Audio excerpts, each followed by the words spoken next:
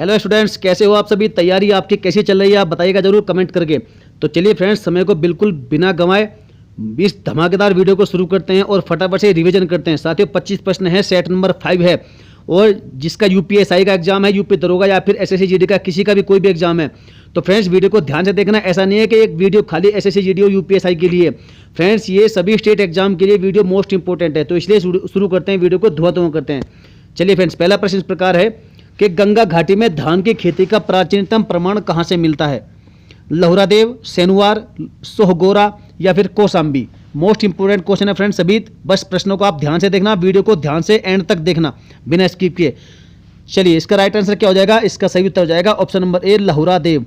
देखिए फ्रेंड्स, जो गंगा घाटी में आपसे पूछा गया कि धान की खेती अर्थात चावल की खेती का जो प्राचीनतम प्रमाण है वो कहाँ से मिला है, तो लहुरादेव से मिला है। और फ्रेंड्स ये लहुरादेव है कहाँ पर, आप कमेंट करिएगा फटाफट से वीडियो में। ये उत्तर प्रदेश में एक जगह है, मैं आपको नहीं बताऊंगा, ये आपको बताना है कि लहुरादेव उत्तर प्रदेश में कहाँ है। तो चलिए इसका राइट आंसर क्या हो जाएगा, लहुरादेव। और जो फ्रेंड्स एक आपने सुना होगा मेहरगढ़, मेहरगढ़ कहाँ है, पाकिस्तान में है, ये बलूचिस्तान प्रांत में मेहरगढ़। वहाँ से आपके जो भारतीय उपमहाद्वीप में कृषि के प्राचीनतम साक्ष्य मिले हैं। नवपाषाण कालीन जो प्राचीनतम बस्ती थी कौन सी, पाकिस्तान में स्थित बलूचिस्तान प्रांत में मेहरगढ़, वहाँ से मिले आपके सबसे जो प्राचीन कृषि के साक्ष्य। चलिए आगे बढ़ते हैं। तो मेहरगढ़ और लहुरादेव ये दोनों नाम याद रखिएगा। नेक्स्ट क्वेश्चन है कि भारत में किस शिलाश्रय से सर्वाधिक पत्र प्राप्त हुए हैं। चलिए ये फ्रेंड्स पत्र नहीं है, ये चित्र है, थोड़ा टाइपिंग मिस्टेक हो गई। चलिए भारत में किस शिलाश्रय से सबसे अधिक चित्र प्राप्त हुए हैं, घगरिया, भीमबेटका, लेखैया या फिर आजमगढ़। तो फ्रेंड्स इसका जो राइट आंसर है ऑप्शन नंबर बी, भीमबेटका। देखिए जो भीमबेटका है इससे सबसे अधिक जो चित्र हैं वो सबसे अधिक यहीं से प्राप्त हुए हैं। और आप जानते हैं कि यह कहाँ है, मध्य प्रदेश के रायसेन जिले में स्थित ये क्या है, भीमबेटका। वहाँ पर एक पुरास्थल है जिससे जो है इस क्षेत्र से जो इसमें यहाँ की जो गुफाएं हैं और जो यहाँ के शिलाश्रय हैं वो उसके लिए प्रसिद्ध है। कौन सा, ये भीमबेटका। और फ्रेंड्स इनकी जो संख्या है लगभग यहाँ पर कितनी है, 500 है। और ये भोपाल से लगभग 50 किलोमीटर की दूर है दक्षिण में। याद रखिएगा, ये भी मोस्ट इंपोर्टेंट फैक्ट हैं सभी के सभी। तो सबसे अधिक जो चित्र प्राप्त हुए कहाँ से हुए हैं, भीमबेटका, मध्य प्रदेश से हुए हैं। आगे बढ़ते हैं क्वेश्चन नंबर 3। वैदिक काल में किस जानवर को अघन्या माना गया है। ये जबरदस्त आपका 5 स्टार क्वेश्चन है फ्रेंड्स। अक्सर ये क्वेश्चन फंसता है एग्जाम में, बैल, घोड़ा, गाय या फिर हाथी। तो इसका जो सही जवाब होगा ऑप्शन नंबर सी, गाय। देखिए जो गाय है फ्रेंड्स, वैदिक काल में गाय को क्या, अघन्या अर्थात न मारने योग्य। अघन्या का मतलब है कि न मारने योग्य, अघन्या कहा जाता था। और गाय को एक नाम और था उसका, गविष्ठी। ये भी याद रखिएगा, आपसे ये भी पूछा जा सकता है कि गविष्ठी किसे कहते हैं, तो इसे गविष्ठी भी कहा जाता था गाय को। और याद रखिएगा वैदिक काल में जो हल है, हल, तो हल के लिए अर शब्द का यूज होता है, किसका, जिससे हम खेती करते हैं हल, उसके लिए अर। और जो करघा होता है, करघा जिससे बुनाई करते हैं, तो करघे के लिए तसर शब्द का इस्तेमाल होता है। ये 2 स्पेशल फैक्ट मैंने आपको एक्स्ट्रा बताए हैं, तो ये 2 शब्द याद रखिएगा। अर किसके लिए, हल के लिए, और करघे के लिए तसर शब्दों का इस्तेमाल किया जाता था और अघन्या कहा जाता था गाय को। चलिए आगे बढ़ते हैं क्वेश्चन नंबर 4 की ओर। महावीर स्वामी का प्रथम अनुयायी कौन बना था, जामाली, यशोदा, त्रिशला या फिर अनोज्या। मोस्ट इंपोर्टेंट क्वेश्चन है, तो इसका राइट आंसर है ऑप्शन नंबर ए, जामाली। जो जामाली था यह महावीर स्वामी का पहला अनुयायी बना था। और फिर याद रखिएगा जो ये जामाली था ये महावीर स्वामी का दामाद भी था, दामाद था। और इनकी लड़की कौन थी, पुत्री थी अनोज्या, इसका ये पति था जामाली। और इनकी जो पत्नी थी उसका नाम था यशोदा और इनकी माता का नाम था त्रिशला। ये याद रखिएगा, ये मोस्ट इंपोर्टेंट क्वेश्चन है। महावीर स्वामी का जन्म हुआ था तो वो 599 ईसा पूर्व के लगभग जो है वैशाली के कहाँ, कुंडग्राम में हुआ था। और इनके पिता का नाम था सिद्धार्थ और माता का नाम मैंने आपको बता दिया, त्रिशला। और जो कि ये कौन से वंश की थी, लिच्छवी कुल के वंश की थी। ये भी अक्सर क्वेश्चन पूछा जाता है और इसमें महावीर स्वामी और गौतम बुद्ध में बहुत बड़ा कंफ्यूजन बन जाता है। तो त्रिशला थी लिच्छवी वंश की और जो गौतम बुद्ध की माँ थी उनके बारे में मैं आगे बताऊंगा। चलिए फ्रेंड्स आगे बढ़ते हैं क्वेश्चन नंबर 5। गौतम बुद्ध की माँ किस वंश से संबंधित, देखिए ये क्वेश्चन भी आ गया, शाक्य वंश, माया वंश, लिच्छवी वंश या फिर कोलिय वंश। तो देखिए मैंने आपको अभी पिछले क्वेश्चन में बताया कि जो महावीर स्वामी की जो माता जी थी वो थी लिच्छवी वंश की, जिसका नाम था त्रिशला, वो थी लिच्छवी वंश से संबंधित। और जो गौतम बुद्ध की माँ थी वह संबंधित था आपकी कोलिय वंश से संबंधित। किससे, कोलिय वंश। इससे option number D is the correct answer. याद रखिएगा मोस्ट इंपोर्टेंट ये क्वेश्चन है। और भगवान जो गौतम बुद्ध है उनका जन्म कब हुआ था, 563 ईसा पूर्व में कहाँ हुआ था, तो कपिल वस्तु के समीप एक लुम्बिनी नाम का वन है, वहां पर हुआ था इनका जन्म। और इनके पिता का नाम था शुद्धोदन, जो कि कपिल वस्तु के क्या थे, ये शाक्य गण के प्रधान थे। और इनकी माता का नाम था माया देवी, जो कोलिय वंश गणराज्य की जो है इस वंश से संबंधित थी। क्या नाम था, माया देवी, याद रखिएगा, मोस्ट इंपोर्टेंट क्वेश्चन है। और इनके जन्म के कुछ दिनों बाद ही इनकी जो माता थी जी, जिनका नाम था माया देवी, वो उनका जो मृत्यु हो गई थी, उनका देहांत हो गया था। और उसके बाद इनका जो पालन पोषण है वह किया था प्रजापति गौतमी ने। ये क्वेश्चन भी पूछा जाता है कि भगवान गौतम बुद्ध का पालन पोषण किसने किया था, तो प्रजापति गौतमी, याद रखिएगा। नेक्स्ट क्वेश्चन की ओर बढ़ते हैं, क्वेश्चन नंबर 6। देखिए फ्रेंड्स, मेरा उद्देश्य है कि आपको मैं क्वेश्चन का आंसर तो बताऊं, साथ ही साथ जो उससे संबंधित जो जितने भी फैक्ट हैं वो सारे कवर करूं, ताकि आपको कोई भी दिक्कत का सामना ना करना पड़े। चलिए फ्रेंड्स, क्वेश्चन नंबर 6 है कि सारनाथ स्तंभ का निर्माण किसने कराया था, हर्षवर्धन, अशोक, गौतम बुद्ध या फिर कनिष्क। ये मोस्ट इंपोर्टेंट क्वेश्चन है, तो बताइए इसका राइट आंसर क्या होगा। सारनाथ स्तंभ का निर्माण किसने करवाया था, मोस्ट इंपोर्टेंट क्वेश्चन है। तो फ्रेंड्स, इसका जो सही उत्तर है वह है आपका ऑप्शन नंबर बी, अशोक ने। अशोक नहीं, सम्राट अशोक नहीं, सारनाथ में जो स्तंभ है उसका निर्माण करवाया था। और थोड़ा सा और सुनिएगा इसके बारे में। सारनाथ है कहाँ पर, तो उत्तर प्रदेश के वाराणसी के पास में है। और सारनाथ में ही मौर्य सम्राट अशोक महान ने ईंटों से, किससे, ईंटों से 128 फुट ऊंचे जो ये बौद्ध स्तूप है उसका निर्माण करवाया था। और भारत का जो राष्ट्र चिन्ह है, आप जानते हैं, जो यही जो भारत का राष्ट्र चिन्ह है वो सारनाथ में स्थित अशोक का जो सिंह स्तंभ है उसका ऊपर का भाग है, अर्थात शीर्ष अनुकृति है, उसके ऊपर का भाग है। और इसे भारत सरकार ने कब 26 जनवरी 1950 को राष्ट्र चिन्ह के रूप में अपनाया था। ये आपका भाई साहब धुआं फैक्ट है। पूछा जाएगा आपसे कि भारत में या भारत सरकार ने जो राष्ट्र चिन्ह है अपना उसे कब अपनाया था, तो 26 जनवरी 1950 को अपनाया था, जो कि सारनाथ में स्थित है। तो फ्रेंड्स, चलिए मोस्ट इंपोर्टेंट क्वेश्चन है, आगे बढ़ते हैं क्वेश्चन नंबर 7 की ओर। उस पाल शासक का नाम बताइए जिसने विक्रमशिला विश्वविद्यालय की स्थापना की थी, धर्मपाल, देवपाल, रामपाल या फिर गोपाल। मोस्ट इंपोर्टेंट क्वेश्चन है। इसका जो राइट आंसर हो जाएगा फ्रेंड्स, उसका हो जाएगा ऑप्शन नंबर ए, जो धर्मपाल थे। धर्मपाल ने ही जो है विक्रमशिला विश्वविद्यालय की स्थापना कराई थी। और सुनिएगा थोड़ा सा, और पाल वंश की स्थापना किसने की थी, तो भाई साहब गोपाल ने की थी पाल वंश की स्थापना। और इसका पुत्र था धर्मपाल, जिसने 770 से 810 ईस्वी तक राज्य किया था। याद रखिएगा, मोस्ट इंपोर्टेंट क्वेश्चन है। और जो धर्मपाल है वे क्या था, एक बौद्ध धर्म का अनुयायी था। ये भी आपसे पूछा जाएगा कि किस धर्म का अनुयायी था, तो ये बौद्ध धर्म का अनुयायी था। और इसे जो उसके लेख हैं उनमें परम सौगत भी कहा गया है। ये मैंने आपको पहले भी कई बार बताया कि धर्मपाल को परम सौगत की उपाधि दी गई थी, परम सौगत। याद रखिएगा, ये मोस्ट इंपोर्टेंट फैक्ट है। चलिए आगे बढ़ते हैं क्वेश्चन नंबर 8 की ओर। ऋषि शृंगी का मंदिर निम्न में से कहां अवस्थित है, जबरदस्त, एटा, फर्रुखाबाद, देवरिया, ललितपुर। और ये चारों ही स्थान कहां पर है, ये चारों ही यूपी के स्थान है भाई साहब। और आपको बताना है कि जो शृंगी ऋषि का मंदिर है वो कहां पर है, मोस्ट इंपोर्टेंट क्वेश्चन है। तो फ्रेंड, जो शृंगी ऋषि का मंदिर है वो आपका है फर्रुखाबाद में, इसलिए option number B is the correct answer. और एटा में एक मंदिर है आपका, कौन सा, वराह भगवान का मंदिर है एटा में, याद रखिएगा। और जो आपका देवरिया है, तो फ्रेंड्स देवरिया में आपका बाबा सोमनाथ का एक मंदिर है, बड़ा फेमस है उत्तर प्रदेश में।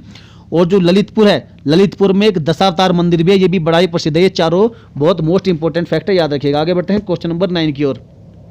कार्डमम पहाड़ियां जिनकी सीमा पर स्थित है वे हैं, आपको बताना कि दो ऐसे कौन से राज्य हैं जिनकी बाउंड्री पर कार्डमम अर्थात इलायची की पहाड़ी जो है स्थित है। कर्नाटक तमिलनाडु, कर्नाटक केरल, केरल तमिलनाडु या फिर तमिलनाडु और आंध्र प्रदेश। बताइए इसका राइट आंसर क्या होगा फ्रेंड्स। तो फ्रेंड्स, इसका जो सही उत्तर है वह हो जाएगा आपका ऑप्शन नंबर सी, केरल और तमिलनाडु। जो केरल और तमिलनाडु की बाउंड्री है वहीं पर स्थित आपकी कार्डमम की पहाड़ियां। तो देखिए थोड़ा सा और सुनिएगा इसके बारे में। जो पूर्वी घाट है और पश्चिमी घाट है, आप जानते हैं कौन सा, ये जो पूर्वी घाट है और ये पश्चिमी घाट है, तो इसकी जो पहाड़ियां हैं अर्थात इनका जो मिलन है वो कहां पर होता है, वो आपका नीलगिरी की पहाड़ी पर होता है। नीलगिरी की पहाड़ी स्थित है इनके मिलन स्थल पर, पूर्वी घाट और पश्चिमी घाट के मिलन स्थल पर नीलगिरी की पहाड़ी स्थित है। और नीलगिरी जो पहाड़ी है इसके दक्षिण में आपकी अन्नामलाई की पहाड़ी है, ये भी याद रखिएगा।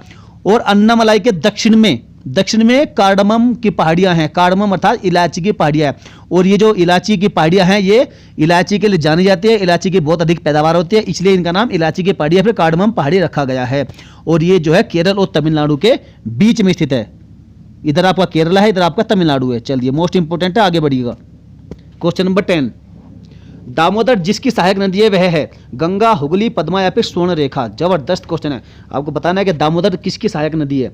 तो फ्रेंड्स जो दामोदर नदी है वह किसकी सहायक है? हुगली नदी की सहायक नदी है।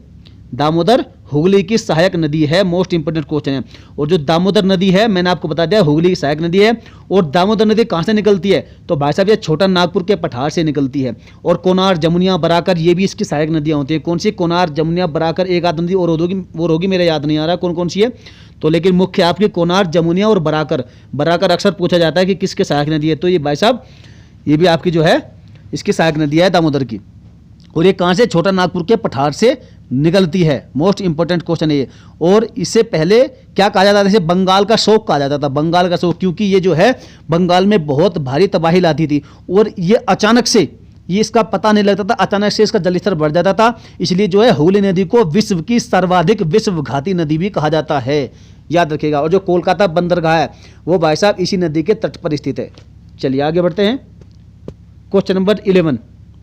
तो फ्रेंड्स उससे पहले मैं आपसे रिक्वेस्ट करूंगा, यदि आपने अभी तक चैनल को सब्सक्राइब नहीं तो सब्सक्राइब करके इस बेल आइकन को जरूर दबा लीजिएगा भाई साहब, क्योंकि बहुत लोगों को कमेंट आते हैं कि सर हमने आपका चैनल सब्सक्राइब तो कर लिया लेकिन हमारे पास नोटिफिकेशन नहीं आता। तो भाई साहब जब तक आप इस बेल आइकन को प्रेस करके इसको इस प्रकार की स्थिति पर नहीं लाएंगे तब तक आपके पास कोई भी नोटिफिकेशन नहीं पहुंचेगा। तो इसलिए जिसने चैनल को अब तक सब्सक्राइब नहीं किया वो सब्सक्राइब कर ले फटाफट से। चलिए आगे बढ़ते हैं क्वेश्चन नंबर 11 की ओर। निम्नलिखित में से कौन सदाबहार फल वृक्ष है? अर्थात आपको बताना है कि इनमें से जो फल है वो कौन सा सदाबहार फल है, सदाबहार फल वृक्ष कौन सा है? सेब, बादाम, आड़ू या फिर लोकाट? तो इसका राइट आंसर है option number D, loquat. Loquat का जो वृक्ष होता है वह फ्रेंड्स वह सदाबहार है। और ये लगभग जो है ये जो पहले तो जान लीजिए कौन सी प्रजाति का है। तो ये कौन सा? इरियोबोट्रिया विहिकुल का एक पौधा होता है। और इसका जो मूल निवास है अर्थात ये कहाँ पाया जाता है? लगभग ये दक्षिणी मध्य चीन में अधिकतर पाया जाता है। और सदाबहार ये फल वृक्ष के रूप में जाना जाता है जो हिमालय के पहाड़ियों में ये अधिकतर पाया जाता है। कहाँ? मैंने आपको बताया दक्षिणी मध्य चीन में। चलिए आगे बढ़ते हैं क्वेश्चन नंबर 12। आप सबने लोकाट खाया भी होगा। भारत की काली मिट्टी फिल इन द ब्लैंक्स उत्पादन के लिए बहुत उपयुक्त होती है। किसके उत्पादन के लिए? आपने अक्सर सुना होगा कि काली कपासी मिट्टी अर्थात जो कपास के लिए। तो इसका राइट आंसर है ऑप्शन नंबर ए, कपास की फसल के लिए जो काली मिट्टी है वह इसके उत्पादन के लिए बहुत अधिक प्रसिद्ध है, फेमस है, उपयुक्त है। और भारत की जो काली मिट्टी है भाई साहब ये इसका जो निर्माण है कैसे होता है? वो लावा पदार्थों के विखंडन से होता है। जो ज्वालामुखी से लावा निकलता है उसके जमने से, उसके विखंडन से इसका निर्माण होता है।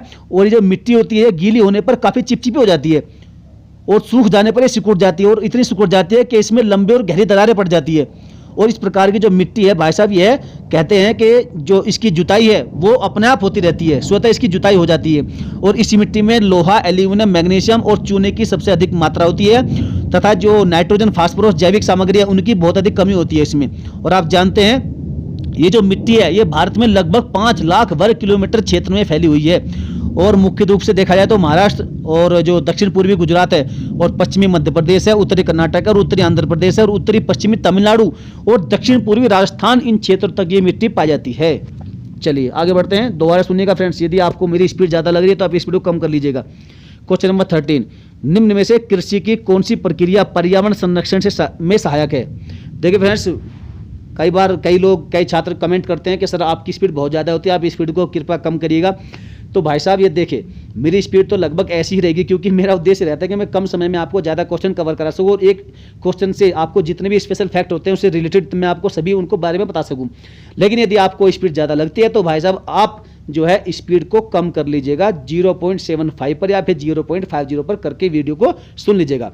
तो चलिए इसका राइट आंसर क्या होगा बताइए। इसका ऑप्शन है कि अधिक उपज वाली किस्म की खेती, ग्लास हाउस में पौधे उगाना, शिफ्टिंग खेती या फिर जैविक खेती। तो इसका जो राइट आंसर है वो है ऑप्शन नंबर कौन सा? डी, जैविक खेती। देखिए जो जैविक खेती होती है जिसे जीवांश खेती भी कहते हैं, यह पर्यावरण संरक्षण के लिए सबसे ज़्यादा सहायक होती है, याद रखिएगा। और जो जैविक खेती फ्रेंड्स ऐसी खेती जो हमारी मिट्टी और जलवायु के अनुसार हो, ऐसी खेती को जैविक खेती कहते हैं। और उपलब्ध संसाधनों द्वारा हो और जिसमें सभी आदानों का संतुलित प्रयोग करके सदुपयोग हो तथा ताकि वे लंबे समय तक उपलब्ध हो सके और पर्यावरण संतुलन और सुरक्षित रह सके। इसलिए जो जैविक होती है सबसे ज़्यादा पर्यावरण संरक्षण के लिए महत्वपूर्ण और सहायक सिद्ध होती है।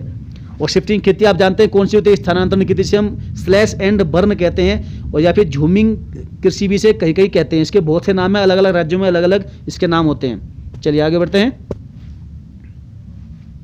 नेक्स्ट क्वेश्चन है कि निम्न में से भारत का कौन सा क्षेत्र मृदा अपरदन से अत्यधिक प्रभावित है। जो मृदा अपरदन अर्थात सॉइल इरोजन है, इससे जो है अत्यधिक प्रभावित कौन सा क्षेत्र है। मालवा पठार, उत्तर प्रदेश तराई क्षेत्र, आंध्र तटीय क्षेत्र या फिर चंबल घाटी। तो इसका सही उत्तर हो जाएगा ऑप्शन नंबर डी, चंबल घाटी। जो चंबल घाटी है वह भाई साहब सोइल इरोजन से अर्थात मृदा अपरदन से सबसे अधिक प्रभावित है। तो देखिए जो भारत का चंबल घाटी का क्षेत्र है, मैंने आपको बताया सबसे अधिक प्रभावित है। और ये जो मिट्टी होती है वो चीका और बालू की मात्रा समान होने के कारण क्या कहलाती है, दोमट मिट्टी कहलाती है। कौन सी, दोमट, ये आप रखिएगा, ये दोमट मिट्टी कहलाती है। और कहीं कहीं इनमें कंकड़ और चूने की जो डलियां है वो भी पाई जाती है, याद रखिएगा, मोस्ट इंपोर्टेंट क्वेश्चन है। और ये जो भूमि है, जो चंबल घाटी का जो क्षेत्र है, ये जो सब अकेले कहाँ, इटावा में ही अकेले 48,000 हेक्टेयर भूमि पर स्थित है। याद रखिएगा, ये मोस्ट इंपोर्टेंट फैक्ट है। और ये जो भूमि होती है चंबल और यमुना के कछारी भागों में अवनालिका अपरदन के कारण ही ये बंजर हो गई है। चलिए आगे बढ़ते हैं क्वेश्चन नंबर 15 की ओर। निम्न में से कौन सा बंदरगाह भारत के पूर्वी तट का नहीं है। आपसे पूछा गया है कि कौन सा जो बंदरगाह है वो पूर्वी तट का नहीं है, बताइए इसका राइट आंसर क्या होगा। चेन्नई, कांडला, पारादीप या फिर तूतीकोरन। तो आप सभी जानते हैं, यदि आपने कांडला पोर्ट अक्सर सुना होगा कहाँ पर, गुजरात में, तो ये Kandla is the correct answer, option number B. ये जो है पूर्वी घाट का नहीं है भाई साहब, पश्चिमी घाट का है। तो देखिए पश्चिमी घाट, ये आपका पश्चिमी घाट है, ये आपका पूर्वी घाट है। तो पहले पश्चिमी घाट के जो मेन जो पोर्ट हैं, जो वाटर पोर्ट है, उनका नाम सुनिएगा आप। सबसे पहले ऊपर आता है आपका गुजरात में कांडला पोर्ट। कांडला पोर्ट के बाद आता है मुंबई पोर्ट, और उसके बाद में कौन सा है आपका जवाहरलाल नेहरू बंदरगाह, जिसे हम नाहवा शेवा पोर्ट भी कहते हैं, नाहवा शेवा। उसके बाद मरमागोवा गुजरात में है, और जो न्यू मंगलुरु है, न्यू मंगलुरु, कोची, ये सब केरल का कोची है, ये सब जो है पश्चिमी घाट के जो है क्या है, बंदरगाह है। अब आइए पूर्वी घाट की ओर। पूर्वी घाट में सबसे पहले आपका आता है कौन सा, कोलकाता, ये पश्चिम बंगाल में, कोलकाता और हल्दिया, ये दोनों आपके पश्चिम बंगाल के हैं। उसके बाद पारादीप आता है आपका उड़ीसा में। उसके बाद विशाखापत्तनम बंदरगाह आता है आंध्र प्रदेश में। और उसके बाद चेन्नई और तूतीकोरिन, ये कहाँ है, ये तमिलनाडु में स्थित है। याद रखिएगा, मोस्ट इंपोर्टेंट क्वेश्चन है। चलिए आगे बढ़ते हैं क्वेश्चन नंबर 16 की ओर। सौरमंडल में क्षुद्र ग्रह छोटे खगोलीय पिंड हैं जो जिन ग्रहों के मध्य पाए जाते हैं वह है। आपसे पूछा गया कि जो क्षुद्र ग्रह हैं, एस्टेरॉइड्स हैं, वे कौन से दो ग्रहों के बीच पाए जाते हैं। बुध, शुक्र, मंगल और बृहस्पति, बृहस्पति और शनि, और वरुण और शनि। मोस्ट इंपोर्टेंट क्वेश्चन है फ्रेंड्स। इसका जो राइट आंसर है ऑप्शन नंबर बी, मंगल और बृहस्पति। जो मंगल और बृहस्पति के बीच की जो पेटी है उसमें आपके जो क्षुद्र ग्रह एस्टेरॉइड्स हैं वो सभी पाए जाते हैं। और ये क्षुद्र ग्रह होते क्या हैं, तो फ्रेंड्स ये असंख्य छोटे छोटे तारों के ग्रुप होते हैं, समूह होते हैं, और इन्हीं को क्षुद्र ग्रह हम कहा जाता है या फिर एस्टेरॉइड कहा जाता है। जैसे कि सिरस, इरिस, प्लास, जूनो, वेस्टा, ये सब जो है इनके कुछ नाम हैं, और इनकी संख्या लगभग देखा जाए तो 45,000 के करीब है।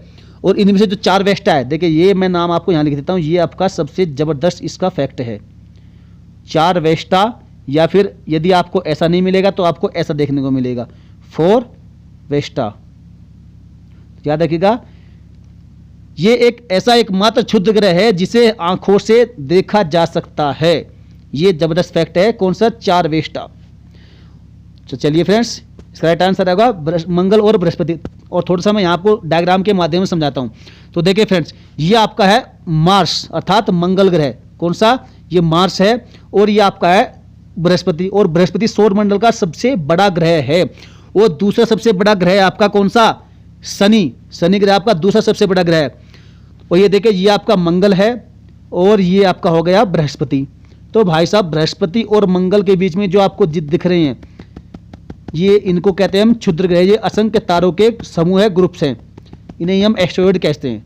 चलिए आगे बढ़ते हैं। Question number 17, ring of fire किससे संबंधित नहीं है। क्वेश्चन को ध्यान से सुनिएगा, नहीं है पूछा है भूकंप से, ज्वालामुखी से, प्रशांत महासागर से या फिर जंगल की आग से। तो इसका जो राइट आंसर है ऑप्शन नंबर डी, जंगल की आग से ये संबंधित नहीं है। तो थोड़ा सा सुनिएगा, जो प्रशांत महासागर में स्थित जो द्वीप हैं और उसके चारों ओर जो तटीय भाग है उनमें ज्वालामुखियों की संख्या अत्यधिक पाई जाती है। कहाँ पर, प्रशांत महासागर में स्थित जो द्वीप हैं और उनके चारों ओर जो तटीय भाग हैं उनमें ज्वालामुखियों की संख्या सबसे अधिक पाई जाती है पूरे विश्व में। और यहाँ जो विनाशात्मक प्लेट होती है, जो विनाश करने वाली जो विनाशकारी प्लेटें होती हैं, उनके किनारों के सहारे ज्वालामुखी मिलते हैं। और विश्व के ज्वालामुखियों का लगभग 2/3 भाग देखा जाए तो भाई साहब प्रशांत महासागर के दोनों तटीय भागों में और समुद्री द्वीपों के सहारे ही पाए जाते हैं, उनके आसपास पाए जाते हैं। और इसे ही जो है प्रशांत महासागर का अग्निवलय या फिर fire ring of the Pacific ocean ये भी कहते हैं। मोस्ट इंपोर्टेंट ये क्वेश्चन है, याद रखेगा। तो भूकंप, ज्वालामुखी और प्रशांत महासागर ये तीनों संबंधित है किससे? रिंग ऑफ फायर से। चलिए आगे बढ़ते हैं। क्वेश्चन नंबर 18, भूमध्य रेखा निम्न में से किस देश से होकर गुजरती है? आपसे पूछा है कि किस देश से होकर गुजरती है। तो देखिए भाई साहब, भूमध्य रेखा, कर्क रेखा, मकर रेखा और 0 डिग्री देशांतर रेखा, इन चारों की मैं एक ऐसी वीडियो बनाऊंगा कि भाई साहब आप बिल्कुल बस धुआं धुआं हो जाएंगे। बिल्कुल मैं बता रहा हूं कि ऐसी जबरदस्त मेरे पास ट्रिक है, आपको कहीं भी नहीं मिलेगी। और एक ट्रिक की यदि आपको वो वीडियो चाहिए तो मैं आपको बना दूंगा, आप कमेंट करिएगा यदि आपको चाहिए तो फ्रेंड्स इसका जो सही उत्तर है वो हो गया ऑप्शन नंबर कौन सा? सी, केनिया। तो देखिए यहाँ मैं आपको मोटा मोटा बिना लिखे आपको एक ट्रिक बताता हूँ। ECB के जक्कू ने एक कसम एक खाई। देखिए ECB, थोड़ा ध्यान सुनिएगा, 2 मिनट आपके लगेंगे जरूर। ECB के जक्कू ने बस एक मैंने ऐसी एक ट्रिक बनाई है अपने आप, कसम KSM, कसम एक आई के, कसम एक खाई। तो देखिए भाई साहब, जो भूमध्य रेखा है आपने बहुत से ट्रिक देखी होगी, बहुत से ऐसे देखे होंगे जो आपको भूमध्य रेखा पर स्थित देशों की ट्रिक होगी, लेकिन ऐसी कोई भी आपको ट्रिक नहीं मिलने वाली जो आपको पश्चिम से पूर्व अर्थात पश्चिम से पूर्व की ओर बढ़ने पर जो ट्रिक काम आएगी वो भाई साहब ये आएगी। ECB के जक्कू ने कसम ये खाई। अब सुनिएगा, ECB का इक्वेडोर, कौन सा? इक्वेडोर, कोलंबिया, ब्राजील, गैबोन और Congo Republic, Congo democratic, Uganda, उसके बाद केनिया, सोमालिया, मालदीव, इंडोनेशिया और उसके बाद किरीबाती। तो वैसे देखिए जबरदस्त ट्रिक है, दोबारा सुनिएगा, इक्वेडोर, कोलंबिया, ब्राजील, उसके बाद आपका Gabon, Congo Republic, Congo democratic, Uganda, उसके बाद केन्या, सोमालिया और उसके बाद में आपका मालदीव, इंडोनेशिया और किरीबाती। जबरदस्त ट्रिक है वैसे। तो इसमें कौन सा है? आपका केन्या फंस गया है भूमध्य रेखा पर। चलिए आगे बढ़ते हैं। ऐसे ही आपको सभी रेखाओं की मैं जबरदस्त ट्रिक बताऊंगा भाई साहब। आपका 1-2 क्वेश्चन जो पेपर में आने वाले यहीं से कवर हो जाएगा और आपको ट्रिक हमेशा जिंदगी भर याद रहेगी, क्योंकि मैंने भी ये ट्रिक भाई साहब 10 साल पहले बनाई थी, लगभग 9-10 साल पहले, और आज तक मेरे याद है, कभी नहीं भूला। चलिए नेक्स्ट क्वेश्चन है कि भारतीय संविधान का कौन सा भाग संविधान की आत्मा कहा जाता है? मोस्ट इंपोर्टेंट क्वेश्चन, बताइए इसका राइट आंसर क्या होगा फ्रेंड्स। तो इसका जो सही उत्तर हो जाएगा वो जाएगा आपका कौन सा? ऑप्शन नंबर सी, उद्देशिका, जिसे हम प्रस्तावना कहते हैं। जो संविधान की प्रस्तावना है फ्रेंड्स, यही जो है किसका? संविधान की आत्मा कहलाती है। याद रखिएगा, मोस्ट इंपोर्टेंट, अक्सर पूछा जाता है। और जो KM मुंशी थे, KM मुंशी ने इसे राजनीतिक जनपत्री कहा था, पॉलिटिकल होरोस्कोप। राजनीतिक जनपत्री किसने कहा था? KM मुंशी ने कहा था। याद रखिएगा, मोस्ट इंपोर्टेंट क्वेश्चन है ये। तो बस नेक्स्ट क्वेश्चन है, आगे बढ़ते हैं। क्वेश्चन नंबर 20, भारतीय संविधान के किस अनुच्छेद के अंतर्गत राष्ट्रपति को अधिकार है कि वह किसी बिल पर अपनी अनुमति रोक ले? आर्टिकल 63, आर्टिकल 108, आर्टिकल 109 या फिर आर्टिकल 111 अर्थात 111। तो इसका जो सही उत्तर है ऑप्शन नंबर डी है, अनुच्छेद 111, आर्टिकल 111। तो इससे जो है ये आर्टिकल जो है राष्ट्रपति को यह अधिकार देता है कि वह किसी बिल पर अपनी अनुमति रोक सकता है। तो देखिए ध्यान सुनेगा, ये आर्टिकल जो संविधान का आर्टिकल 111 है, इसके अनुसार जब कोई विधेयक संसद के दोनों सदनों द्वारा पारित कर दिया जाता है तब वह क्या होता है? राष्ट्रपति के सामने प्रस्तुत किया जाता है और राष्ट्रपति घोषित करेगा या करता है कि वह विधेयक पर अनुमति दे या ना दे या फिर अनुमति रोक ले। परंतु जो राष्ट्रपति होता है फ्रेंड्स, उसकी अनुमति के सामने या उसकी अनुमति के समक्ष जो विधेयक प्रस्तुत किया जाने के पश्चात यथाशीघ्र अर्थात जल्द से जल्द उस विधेयक को, यदि वह धन विधेयक नहीं है तो दोनों सदनों को इस संदेश के साथ लौटा सकता है राष्ट्रपति कि भाई साहब वह विधेयक पर या उसके किसी जो उपबंध है उस पर फिर से पुनर्विचार करे। ठीक है फ्रेंड्स, याद रखिएगा, यह राष्ट्रपति को अधिकार है। आर्टिकल 111 अधिकार देता है कि राष्ट्रपति के सामने जब विधेयक दोनों सदनों से पारित होने के बाद उसके सामने जाता है, उसके सामने पेश होता है, उसके अंतिम हस्ताक्षर के लिए, अंतिम अनुमति के लिए, तो वह चाहे तो यदि उसके लगता है कि इसमें कोई कमी है या इसके किसी उपबंध पर, किसी बिंदु में कोई कमी है, किसी पॉइंट में कोई खामियां हैं, तो भाई साहब वह उसको इस संदेश के साथ लौटा सकता है कि भाई साहब दोनों सदन जो है इस पर फिर से पुनर्विचार कर ले कि ये सही है कि मुझे कुछ ठीक नहीं लग रहा है इसमें। चलिए आगे बढ़ते हैं। याद रखिएगा आर्टिकल 111। Next question. तो फ्रेंड्स वीडियो हमारे यहीं समाप्त होती है। आज का दमदार प्रश्न, बड़ा ही आसान प्रश्न आपके लिए है। हृदय कब आराम करता है? आपको बताना है कभी नहीं सोते समय, दो धड़कनों के बीच, या फिर यौगिक आसन करते समय। तो फ्रेंड्स इस जो सवाल का जवाब कमेंट में जरूर लिखिएगा। और यदि किसी भाई ने चैनल को सब्सक्राइब नहीं किया तो बिल्कुल चैनल सब्सक्राइब करना बिल्कुल ना भूले, और वीडियो पसंद आए तो फ्रेंड्स वीडियो को लाइक जरूर कर देगा। चलिए फ्रेंड्स, यदि आपको अच्छा लगा है, मेरी मेहनत आपको कारगर लगी है, तो वीडियो को लाइक करिएगा, शेयर करिएगा और कमेंट करके बताइएगा वीडियो कैसी लगी। सब्सक्राइब नहीं किया सब्सक्राइब करके बेल आइकन को प्रेस करना। तो चलिए फ्रेंड्स, मिलेंगे फिर किसी नेक्स्ट दमदार धमाकेदार वीडियो में। जय हिंद, वंदे मातरम।